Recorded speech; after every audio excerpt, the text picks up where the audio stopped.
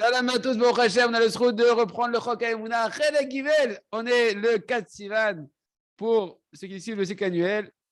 Et on reprend le jardin de la foi. La force d'une prière toute simple qui sort de la bouche d'un juif dans sa langue maternelle, les amis. On doit savoir que l'heure d'Itbo des doutes, l'heure d'introspection qu'un ami fait, elle est tellement puissante que Rabbi Nachman, il dit dans Sichot Haran, enseignement 70, qu'elle a la force de protéger le monde entier, cette heure d'Itbo des doutes. Le monde entier. Il dit comme ça, voilà les mots de Rabbi Nachman. Est-ce que c'est possible que nous, on va laisser Hachem Itbarach pouvoir penser et faire et décréter des mauvais décrets dans le monde? Parce que nous devons appeler Hachem Itbarach de ses occupations. On doit arracher Kaviachol Hachem de ses occupations qu'il est en train de gérer en ce moment. C'est-à-dire quoi? D'un certain décret qu'il doit faire tomber, qu'ils sont en train de gérer dans le tribunal céleste, là-haut, un décret, etc. Chaz de Shalom. On doit attraper Hachem de là-bas et le sortir de là-bas. Comment? En l'obligeant à se tourner vers nous. C'est-à-dire quoi? Quand on se met à lui parler à Kadosh Baruch Hu et qu'on demande à Kadosh Baruch Hu de faire notre volonté. Quand on demande, essentiellement, c'est quoi qui fait qu'Hachem il oublie tout et qu'il se tourne vers toi? Quand tu demandes à Hachem, je t'en prie, rapproche-moi de moi. Rapproche-moi de toi, pas de moi. Ou de la Neshama, de la partie de toi qui est en moi. Quand tu demandes ça à Hachem, c'est tellement puissant, il dit Rabbi Nachman, qu'à ce moment-là, il dirait, lorsque un Dieu à Israël, il veut parler avec Hachem Itbarach, qui veut déverser son cœur, ses paroles devant Hachem Itbarach, alors Hachem, il jette toutes ses occupations, tous les mauvais décrets qu'il voulait décréter, Chad Veshalom, et toutes les occupations qu'il était en train de s'occuper, Kaviachol, si on peut dire ainsi, Hachem, il rejette tout. Et il se tourne lui-même vers ce juif-là, cet homme-là, qui veut parler avec lui, qui veut déverser son cœur devant Akadosh Baruch Hu et demander à Akadosh Baruch Hu de l'aider dans le service divin. L'explication de cette tira-là, de cet enseignement de Rabbi Nachman, c'est que quand n'importe qui, un homme, une femme, un jeune, moins jeune, peu importe ton niveau spirituel, même l'homme le plus petit du Ham Israël, le plus enfoncé dans les avérotes, si tu veux, dans les faux, etc., même le plus grand des rachats du Ham Israël, du monde entier, si tu veux, il a la possibilité, il a le mérite de pouvoir se tourner vers Akadosh Baruch Hu et lui demander son aide à Hachem de le rapprocher de son service divin, du service divin. Et Akadosh Baruch Hu, c'est tellement précieux pour lui, ça, c'est tellement la base de toute la création qu'il est prêt à tout abandonner pour se tourner vers cet homme-là et écouter sa prière.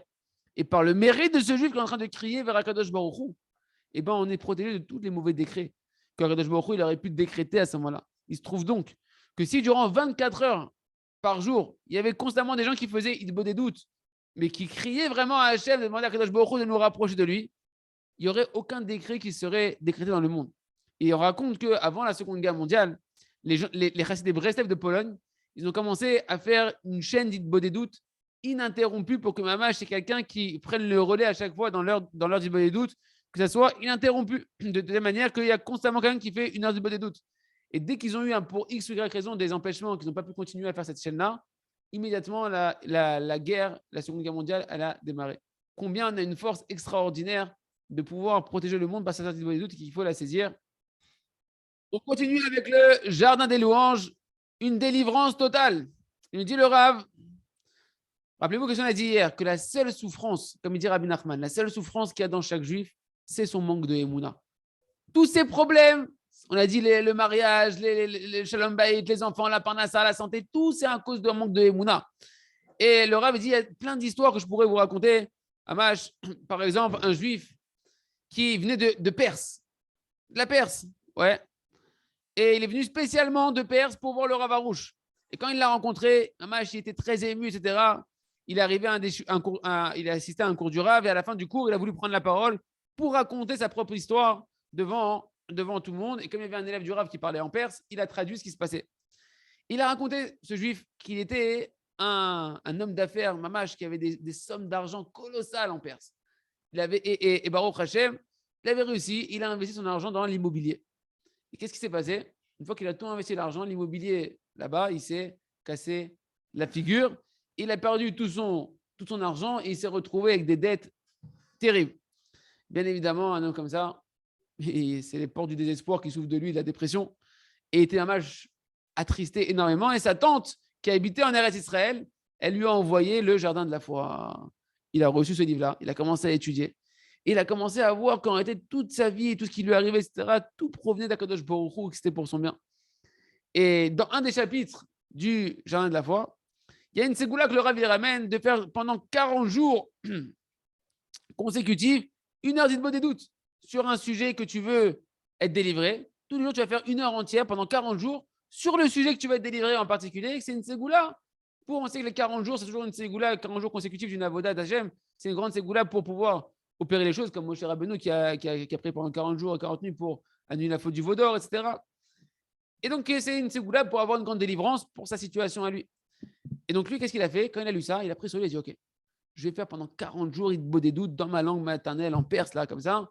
Et il a dit, comme il a vu dans le livre, c'est marqué que des fois, tu peux être délivré avant les 40 jours. Par exemple, au bout de 2 semaines, etc. Et tout. Quand il est arrivé à 2 semaines, il s'est dit, peut-être ça y est, c'est bon, je vais être délivré. Et il a vu qu'il n'a pas été délivré. Il a commencé un peu à vouloir se relâcher un petit peu. Ça a commencé à l'affaiblir. Il a commencé à avoir des doutes. Peut-être que je continue, peut-être que je ne continue pas, etc. Et au final, il a continué, il s'est renforcé. Il a continué à faire jour après jour son heure d'Hitbod des doutes, jusqu'à ce qu'il est arrivé au jour 26. 26, il dit 26, un jour 26, c'est un beau chiffre. Toujours rien. 30 jours, toujours rien. Jusqu'à ce qu'il arrive au 39e jour. La suite, vous l'aurez demain dans le prochain épisode. Batachem. Et là, je n'ai pas la suite, je ne sais pas. On continue avec le jardin à travers champs et forêts. Sur le groupe. Ah, t'es plus sur le groupe, toi, dommage. On continue avec le livre à travers champs et forêts. L'arme du juif, les amis. La femme du Rav Arouche, une fois, lui a posé la question, elle dit, je t'en prie, je ne comprends pas. Comment il peut y avoir des jeunes étudiants en Torah qui ont étudié dans la yeshiva jusqu'à l'âge de 18 ans et que d'un coup, ils quittent la yeshiva et ils jettent tout leur judaïsme, comme on voit, que Dieu nous en préserve, des jeunes qui sont à la yeshiva, et quand ils sortent, ils abandonnent tout. Comment c'est possible? Où est-ce qu'elle est toute la Torah? Elle a demandé sa femme au Rav, la Rabbaïte, elle a dit, mais où est-ce qu'elle est toute la Torah qu'ils ont étudiée? Pourquoi la Torah qu'ils ont étudiée à la yeshiva ne les protège pas? Et là, écoutez la réponse du Rav. Il lui a dit à sa femme, regarde, la vie, elle est remplie d'épreuves. Et en particulier pour des jeunes adolescents, que chez eux, il y a le Yetzer Hara qui se réveille de manière très, très forte. Et surtout que pour eux, c'est un nouveau Yetzer Hara. Quand on est adolescent, d'un coup, tu vois un Yetzer Hara qui sort de tu ne sais pas d'où il sort et il vient, il t'attaque, qui brûle à l'intérieur de toi comme une torche, etc. Et ils n'ont pas les armes pour faire face à ça. Comment se surmonter un tel désir que tout soudain, il se réveille à l'intérieur d'eux? Mais il dit, si on leur avait appris à avoir un rendez-vous quotidien avec Kadosh Baruch Hu, où là-bas, ils auraient raconté tout à Kadosh Baruch Hu, tout ce qu'ils traversent, qu'ils auraient demandé l'aide à Kadosh Baruch Hu face à ces nouveaux Yetzer Hara, etc. Alors, ils auraient pu se sauver de ce Yetzer Hara-là et se renforcer dessus. Mais comme ils n'ont pas Hitbod des doutes, que la Yeshiva ne leur apprend pas Hitbod des doutes, et que les épreuves qu'ils traversent en tant qu'adolescents, elles sont tellement fortes, et qu'ils tombent là où ils tombent, et bien des fois, après, ils abandonnent tout. Et il dit, pourquoi? Parce qu'en particulier, ces jeunes-là, ils ont grandi dans une structure de Gdusha, de Torah, etc. Ils ont honte, ils ne peuvent pas raconter à qui que ce soit ce qu'ils traversent à l'intérieur d'eux. Pour eux, c'est quelque chose, ils ont tellement honte d'eux-mêmes, et comme ils ne peuvent pas raconter à personne, ils pensent que c'est les pires, c'est un cas un cas désespéré du monde, que c'est le pire rachat du monde, ils pensent qu'il est lui, et qu'il ne peut pas réparer. Parce que comme ça, on les a éduqués malheureusement. Que celui qui tombe, celui qui chute, celui qui a essuyé des avéros, etc., c'est pire que tout. Et donc, au final, celui-là, il n'a jamais reçu cet enfant-là un chemin, comment se renforcer dans chaque situation, y compris dans les chutes et dans les descentes et dans les avéros. C'est pourquoi, Ken, il dit le Rav, ces jeunes-là, ils cachent ce qu'ils traversent. Ils n'osent pas le raconter à personne. Et peu importe ce qu'ils traversent, ils le traversent tout seuls. Et donc, ils font face à leurs épreuves tout seuls, des épreuves terribles. Et ils sont encore tout jeunes. Et comme ils ne savent pas parler avec Hachem, ils ne savent pas demander l'aide à Hachem, de dire à Hachem, je t'en prie, aide-moi, voilà, je suis tombé ici, etc. Et ben, ils tombent et ils ne savent pas comment réparer. Parce qu'ils n'ont aucune force pour pouvoir affronter leur Yetzer Hara. Comme n'importe qui d'entre nous, de toutes les manières. Comme c'est marqué dans la Gemara que si Akadosh Baruch Hu ne te vient pas en aide, c'est quoi Akadosh Baruch Hu ne te vient pas en aide? Si tu ne demandes pas l'aide à Hachem, le Yetzer Hara, il est plus fort que toi. On ne leur a pas appris cette dimension-là de demander l'aide à Akadosh Baruch Hu. Parce que le Rav dit c'est comme ça. Quand on ne fait pas une heure d'Hitbod des doutes, quand on n'a pas tous les jours cette heure d'Hitbod des doutes, tu ne peux pas tenir face aux épreuves de ce monde-là. Ce monde-là, il est fait pour que tu te connaisses que tu es nul sans Hachem. Dans l'Hitbod des doutes, tu te rappelles que tu as besoin d'Hachem. Parce que ce monde-là, c'est une grande guerre. Elle n'est pas facile, cette guerre-là. Par contre, elle est facile pour qui? Pour celui qui fait Hitbod des doutes. Celui qui a son heure d'Hitbod des doutes, qui va avec Hachem. À ce moment-là, Hein, Baruch Hashem, il reçoit l'aide divine et il sait se consoler, et il sait traverser et affronter ce qu'il doit affronter. Et sur ça, Rabbi Nachman de Breslev, il a dit que l'essentiel de l'arme du juif, du Ish israéli, c'est la prière. C'est la prière. Et si on ne t'apprend pas ça à la yeshiva, on te fait croire que c'est que la Torah, que la Torah, que la Torah. Ah, tu ne sais pas demander l'aide à Hachem. Et tu ne sais pas comment t'en sortir. L'essentiel de l'arme par lequel un homme il doit traverser toutes les guerres qu'il doit traverser dans ce monde-là et les gagner, c'est la prière. Mais celui qui n'a pas la prière, il n'a pas d'arme. Tu vas au combat, tu vas au front sans arme.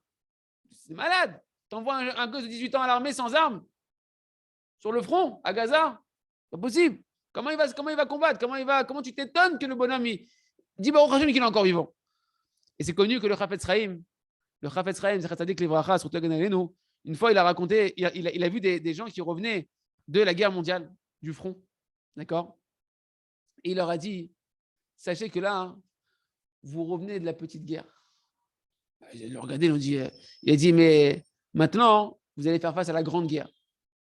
Je crois que vous n'êtes pas au courant, peut-être que vous ne lisez pas les journaux, la Shonara, etc. et tout, mais on revient de la guerre mondiale. La guerre mondiale, on a passé la guerre mondiale. Quelle guerre nous attend maintenant? Il leur a dit, la guerre du Yetzer Hara, la guerre du mauvais penchant. Il a dit, ça, c'est une grande guerre que jusqu'à 120 ans, elle ne quitte pas l'homme. Le mauvais penchant, c'est ça la guerre mondiale du quotidien jusqu'à 120 ans.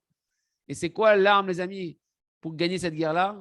C'est la tfila, c'est la hitbo des doutes. Et c'est ça, c'est marqué Kipshuto dans la Gemara Kedosha. Dans le monde des yeshivot depuis des centaines d'années, ça n'a pas été enseigné. Parce que c'est marqué, parce que Rabbi Nachman, il a dit, c'est marqué dans la Gemara Kedosha, il y a quelque chose qui se tient dans le hauteur du monde, que tout le monde méprise, c'est la prière. Il y a un Yetzer Hara qu'Hachem il a mis dans le monde pour donner du libre arbitre, que la prière, elle est méprisée. Parce qu'elle est tellement puissante, la prière, que si jamais tout le monde la valorisait, tout le monde réussirait de manière extraordinaire. C'est pour ça que Rabbi Nachman, il a dit, tout mon sujet, c'est la prière. Moi, je suis venu pour amener la prière. C'est pour ça qu'il faut enseigner ça. Il lui dit, et donc c'est quoi cette arme pour vaincre ce Yetzer Hara-là? C'est la prière. Et c'est marqué clairement dans la Gemara, dans ma Masechet Kiddushin. Tous les jours, le mauvais penchant, il se renforce sur l'homme. Et si Akadosh Baruch Hu ne venait pas en aide à cet homme-là, il ne pourrait pas vaincre ce mauvais penchant. La Gemara, elle dit clairement qu'un homme, il ne peut pas vaincre son mauvais penchant. Si Hachem, il l'aide pas. Et qui c'est qu'Hachem, il aide? C'est à qui Hachem, il vient en aide? Celui qui appelle Hachem. Celui qui dit au secours, j'ai besoin de toi, Hachem. Allô, papa, j'ai besoin que tu m'aides. Qui Hachem, parce qu'Hachem, il a donné le libre arbitre à l'homme. Et que lorsque l'homme il vient, il dit à Kadosh Baruch Hu, Hachem, je ne peux pas m'en sortir sans toi, j'ai besoin de toi, viens en aide. Je t'en prie, papa. Hachem, il vient et il t'aide. Mais si tu ne demandes pas d'aide à Kadosh Baruch Hu, Hachem, il te laisse aller où tu veux aller. Le tzaddik, c'est un intermédiaire de l'aide à Kadosh Baruch Hu. Mais c'est Kadosh Baruch Hu qui fait tout. Qui Boré Olam, il veut aider chacun. Hachem, il veut aider chacun de ses enfants. Simplement, tourne-toi vers lui. Tourne-toi vers lui. Et lorsqu'un homme, il se tient tous les jours et qu'il parle avec le Créateur et qu'il dit à Kadosh Baruch Hu, Hachem, aide-moi dans ce sujet-là, dans ce mauvais penchant-là, fais-moi une montée gratuite, aide-moi, Ribono Shalom. À chaque fois qu'il a une épreuve, il dit Abba Sheba Shamayim, toi mon Père qui est au ciel, aide-moi à renforcer son mauvais penchement, de ne pas tomber aujourd'hui, aide-moi à voir que tout ce que le mauvais penchant il me propose, il n'a rien en fait, c'est une arnaque, c'est du poison au rebelle de chocolat, c'est rien du tout. Alors à ce moment-là, Hachem, il te vient en aide. C'est ça, pour ça que ces jeunes-là, à qui on n'apprend pas ça, ils n'ont pas d'armes pour faire face. Et nous aussi, les amis, on reste les enfants d'Hachem, on est tous très jeunes et on a besoin d'avoir cette arme-là qui est l'arme ultime du juif. D'accord, l'arme nucléaire du juif, c'est la hitbo des doutes. L'heure d'hitbo des doutes, minimum l'heure d'hitbo des doutes. On continue avec le jardin de la sagesse, le conte du sage et du simple de Rabbi Nachman. Rappelez-vous, il vient l'émissaire du roi voir le simple, un émissaire simple pour le tam, et il vient voir le tam, et il lui dit, le roi, il veut te voir. Il lui avait dit, Bliletanou, tu te moques pas de moi, tu es sérieux, il veut vraiment me voir le roi. Et qu'est-ce qu'il a répondu? Il lui a dit, oui, Badaï, je me moque pas de toi, c'est vrai. Qu'est-ce qu'il a fait le tam? Il s'est rempli immédiatement de joie, il est parti courir, il est parti voir sa femme, et il a dit à sa femme, chérie, le roi, il veut me voir. Elle a dit, quoi? Toi? Pourquoi il veut te voir le roi? On parle du tam, le cordonnier, monsieur, tout simple. Toi, pourquoi il veut te voir? Et là, la nous dit, il n'a même pas eu le temps de lui répondre, qu'il était tellement pressé d'aller voir le roi, qu'il est parti dans une grande joie et qu'il a voyagé avec l'émissaire. Immédiatement, il est parti voir le roi. Le Rav, il nous explique. Il nous dit, regarde, le tam, il reçoit ici, le simple de notre histoire, il reçoit un appel du roi. Et tu vois que tout de suite, Mamash, il s'empresse tout de suite avec beaucoup d'empressement, d'amour, etc. Jusqu'à ce qu'il n'a même pas le temps de répondre à sa femme, il n'a rien de lui expliquer, juste il lui a dit, et il est parti. Elle lui a dit, mais pourquoi? Qu'est-ce qu'il veut te voir? Il n'a même pas le temps de lui répondre. De là, les amis, on apprend un grand yesod, un grand fondement très important dans la Vodat Hashem, qui est lié au Shalom Bayit aussi, que bien qu'on doit honorer sa femme, qu'on doit prendre conseil auprès de sa femme, qu'on doit lui demander la permission à sa femme, etc., pour tout ce qu'on veut faire. Mais des fois, il y a des appels, entre guillemets, du roi, d'Akadosh Baruch Hu, que des fois, Kadosh Baruch Hu, il t'appelle, et à ce moment-là, il n'y a pas le temps. C'est-à-dire que c'est tellement des moments où la volonté et l'éveil, il est tellement fort que le roi, il t'appelle tellement fort qu'à ce moment-là, tu n'as pas le droit de t'empêcher pour quoi que ce soit. Et tu dois courir immédiatement faire la volonté de Kadosh Baruch Hu. Parce que dans ça, c'est des moments très, très, très ponctuels. Il ne faut pas prendre ça comme un cas généralisé pour tous les cas de la vie du tout. Mais il faut savoir qu'il y a des moments où il ne faut pas retenir. C'est-à-dire qu'il y a des moments où tu ne peux pas laisser attendre. Le roi, il t'appelle, il veut te voir en personne. À ce moment-là, c'est ça l'honneur du roi, que tu montres au roi que tu es empressé de venir voir le roi, que tu es dans une simcha extraordinaire de voir le roi et que tu t'empresses et de courir pour faire la volonté du roi. D'Hachem, on verra comment le Chacham, comment lui, il va réagir. On va voir que ça ne va pas du tout être pareil. Et on verra ce qu'on aura à apprendre de ça. Et on termine aujourd'hui avec le Sefer. Oh, Chadash, Al Tzion Ta'ir, Kolano Vemeral. Bon, il faut qu'on se mette les synchros parce que les voix, ce n'est pas les mêmes. Donc, Vaï, Adam, Emouna. Et voilà que les mains de Moshe, elles étaient tendues en Emouna. D'accord? Elles étaient tendues en prière, nous dit Rabbi Nachman. La Emouna, c'est la prière. On a expliqué, les amis, dans les cours précédents, que qu'est-ce qui va fixer la qualité de la prière? Tu fais Shacharit, Mincha, Arvit. C'est quoi la qualité de ta prière et l'importance de ta prière? Ken, c'est quoi? Ça va être la qualité et la quantité de volonté que tu vas mettre dans les mots de la prière. C'est ça toute la qualité de ta prière. Combien tu vas mettre de volonté et une volonté pure dans les mots, d'accord? C'est ça qui va influencer toute la prière. Et c'est ça l'essentiel de l'intention, d'accord? C'est qu'en fonction de cette intention que tu dois avoir dans les mots, c'est quoi ta volonté, que tu vas avoir une réponse dans ta prière. Ce n'est pas les mots qui font la magie, c'est ta volonté qui fait la magie. Et donc, on doit savoir, ici, le Rav dit, un yesod rachouv. Qu'est-ce qui va fixer combien de volonté tu vas mettre dans la prière? Qu'est-ce qui fait que toi, tu vas réussir à mettre plus de volonté, lui va mettre plus de volonté? Combien ta émouna, elle est parfaite? C'est ça qui va faire que tu vas mettre une volonté plus ou moins forte.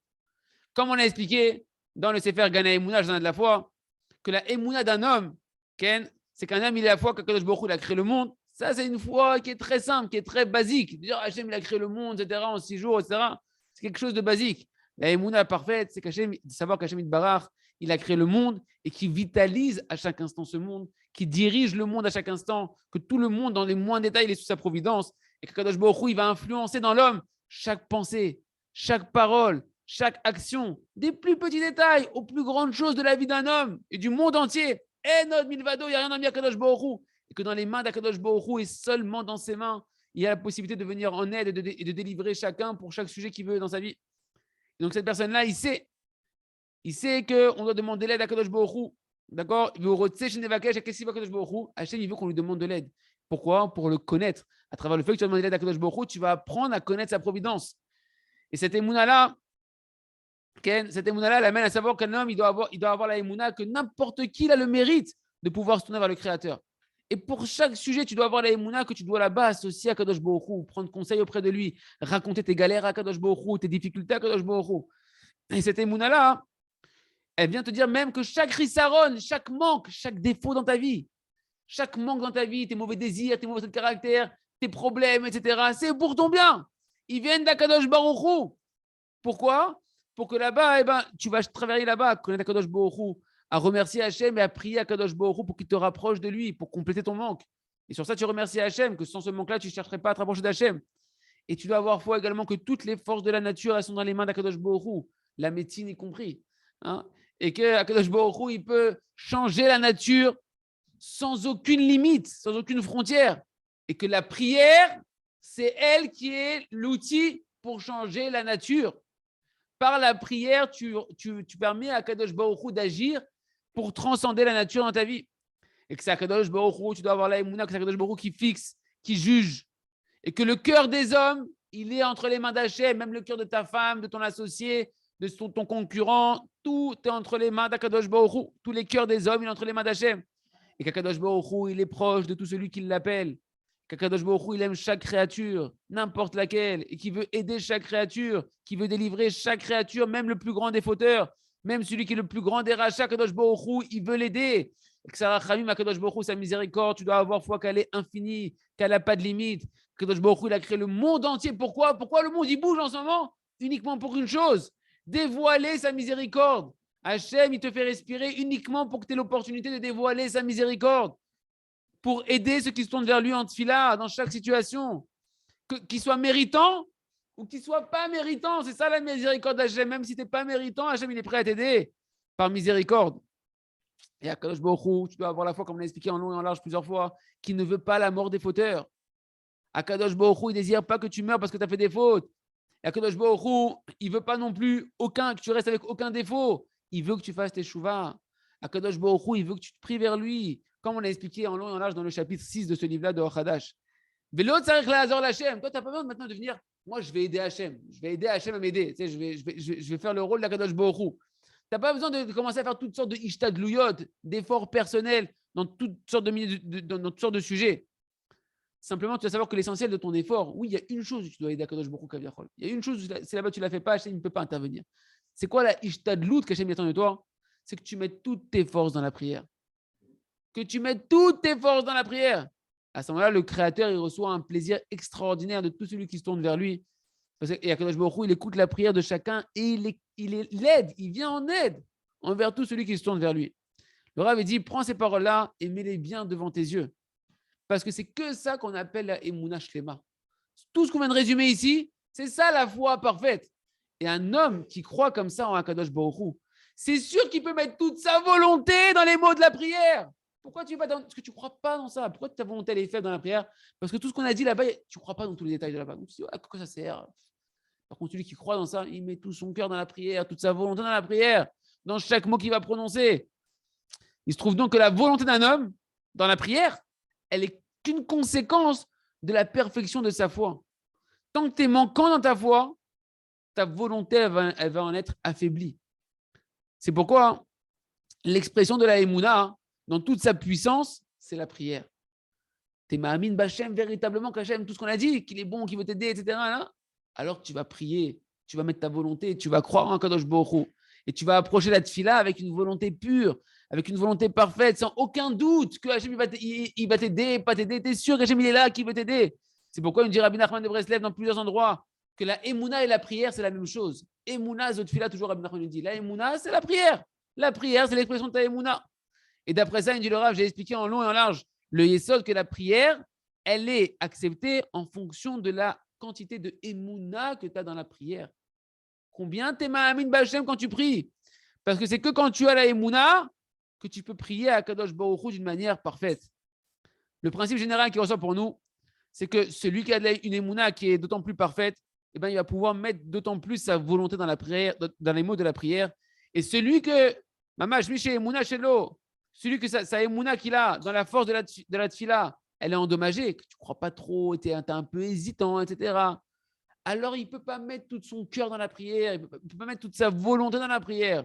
C'est pourquoi, pour commencer à vouloir parler d'un travail, de réveiller la volonté du cœur de chacun dans la prière, on doit avant tout étudier beaucoup la Emouna. Sinon, la volonté, elle ne pourra pas exploser ta volonté dans la prière. Et c'est quoi le conseil, les amis? Bon, nous on le fait tous les jours. Eh ben, c'est d'étudier les autres sfarim qui parlent de Emouna, le jardin de la foi, le jardin des louanges, que ça rentre, l'écouter Etzot, l'écouter de Philote, que ça rentre, Baruch Hashem, mamash de la Emouna, ça rentre dans le cœur de la personne des volontés très très fortes après de vouloir aller prier et crier vers la Kadosh Baruch Hu. Et cette personne-là va pouvoir après mettre toutes ses volontés dans son cœur. Et à partir de là, c'est sûr que va incomber à l'homme l'importance et le devoir de faire l'essentiel du travail dans la tfila, de pouvoir mettre sa volonté. Et on va devoir travailler dans ce chapitre-là, ce qu'on va voir comment réveiller toutes ces volontés au moment où tu prononces les mots de la prière. Tu viens, tu fais la mida. Comment je fais maintenant pour mettre mon cœur dans les mots de la prière? Comment je fais pour que les mots de la prière, je vais les vitaliser, comme on a dit que l'âme de la prière, c'est ma volonté, que je vais vitaliser cette prière-là pour qu'elle opère des miracles, de mettre toute sa vitalité dans les mots et de transformer les mots en des réceptacles pour recevoir toute l'abondance que tu as besoin, toutes les délivrances que tu as besoin. Ça sera la suite du chapitre de Hachem. Chazak ve nitrazek.